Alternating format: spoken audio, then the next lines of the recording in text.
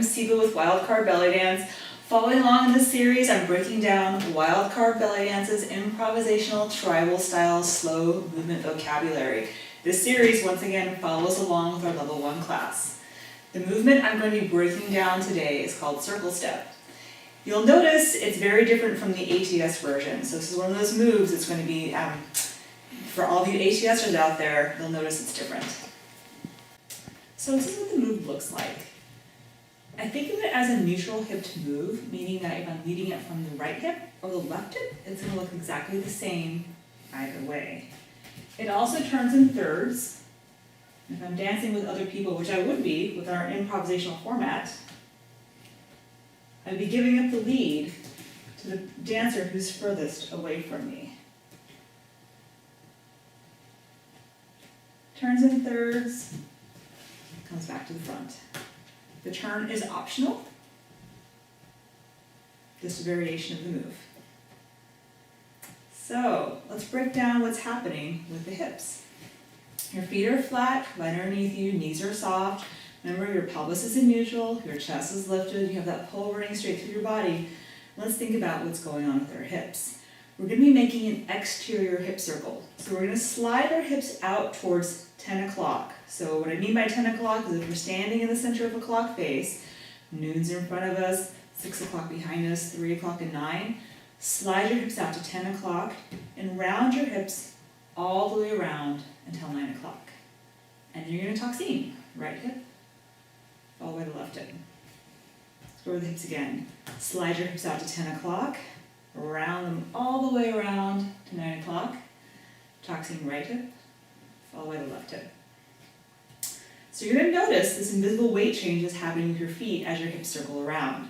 So just feel that as your hips move all the way around, your weight's going from your toes to the sides of your feet, back to your heels, to the sides of your feet. That's going to help you have this really great exterior hip circle. So moving on to the arms. This right arm is very challenging. You separate the thumb and the first finger and it's down here on your thigh. So if you have really long arms like me, it's going to be down a little bit further. If you've got shorter arms, you're going to bring it up. You just want to avoid the dreaded chicken wing. So watch out for that. So the left arm, I think about my shoulder, or from my shoulder to my elbow is kind of up here on this little shelf. Notice the elbow is pointed towards the wall. If you're bringing it down, you're testifying. It's not what you want, so bring your elbow out. And from elbow to wrist, there's a little bit of an angle up. And your hand is in this gesture that's calling attention to itself. So wherever you're at in the formation of the arms, when your arms transition to here, that signifies the beginning of the move. So let's come out of toxine so you can see how the arms transition. So here's right hip, left hip, right hip toxine, left hip toxine. Here's the transition of the arms. You'll notice this hand, I kind of have like a little bit of flourish that happens there. So then coming here to here, bringing it in, a little bit of a flourish. I'm about to have it right in front of me. I have it out a little bit so the audience can see what's going on with me. Yeah? So from here to here is the arms. When the arms transition, that's when the hips jut out to 10 o'clock. Let's try that all together. Coming out of toxine. Right hip, left hip, transition the arms to 10 o'clock. Rounding all the way around to 9 o'clock. Toxine the right hip, all the way to the left hip. And then the move's finished. So now let's go on to what's happening with the hand. So the hand is going to echo what's happening with the hips. So there's the push out with the hips to 10 o'clock, rounding the hips around to 3 o'clock, to 6 o'clock. There's the push through the wrist, settling of the very end part of the Floreo. Hand settles back, and then there's this little last push out that I think of as the finish of the move. That's the period at the end of the sentence. So the hand pushes out, slides around, down, the wrist follows through, resettles, into the move. So now I'm going to turn around so you can follow me as I do the move. Follow my hand, I think that'll help you out in this perspective. Hand pushes out as hips push out to 10 o'clock. Hips go down, round to 3 o'clock, hand rolls around, down, wrist pushes through, hand resettles. Here's the ending part of the move and push out. Hips push out to 10 o'clock, rounding to 3 o'clock, 6 o'clock, 9 o'clock, hand resettles.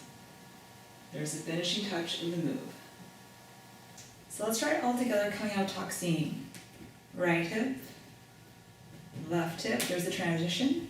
Hips push out to 10 o'clock, round to 3 o'clock, 6 o'clock, coming to 9 o'clock. There's the finishing touch of the move.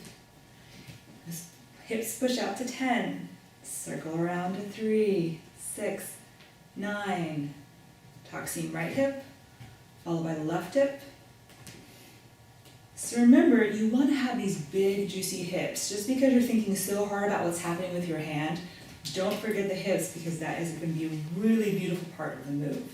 So think about really accentuating the hips. 10 o'clock, rounding around to 9 o'clock. Toxine right hip, followed by the left hip, ending the move. So there's a variation to this. We can turn it in thirds. So in order to find our thirds that we want to turn to, put your arms behind you and think about, once again, you're standing in the center of that clock face. Your arm over here is to 4 o'clock and to 8 o'clock. Those are going to be the thirds that you're going to be going to. So to get there, we're going to be using what's called a T-step. You're just kind of picking up your left foot, putting it in front of your right, pivoting around to your new angle. To get to the next angle, pick up that left foot, put it in front of your right, pivot around. You've just achieved your next angle. To get back around, left foot to the right, pivot back to the front. So as with all moves, I'm going to be looking in the direction that I'm turning. You do have something that's going to help you out with this move. It's only going to turn one way. We're only going to be turning over our right shoulder. We're never going to turn the move the other way. So let's try it all together. Starting with toxine right hip, left hip. Here I'm going into the circle step. I'm always going to do one of these to the front, just so that everyone is in sync and knows exactly what the move is. There's a cue for the turn. And that's probably the most awkward point of the whole entire move, is just starting and initiating the turn. I'll talk about that in a moment. You're starting the turn again. And if I was following another dancer, as I would be in our group improv, I would be giving up the lead and following those dancers on furthest away from me for speed and timing.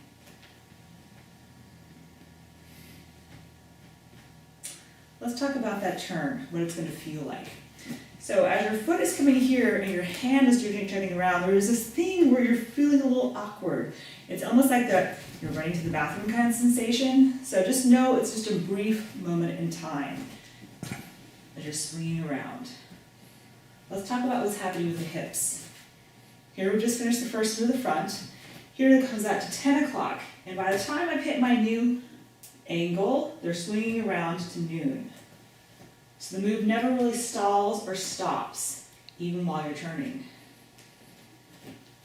New third.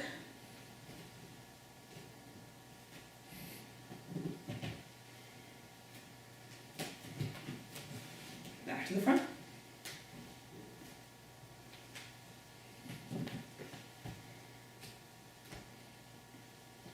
It's a beautiful move.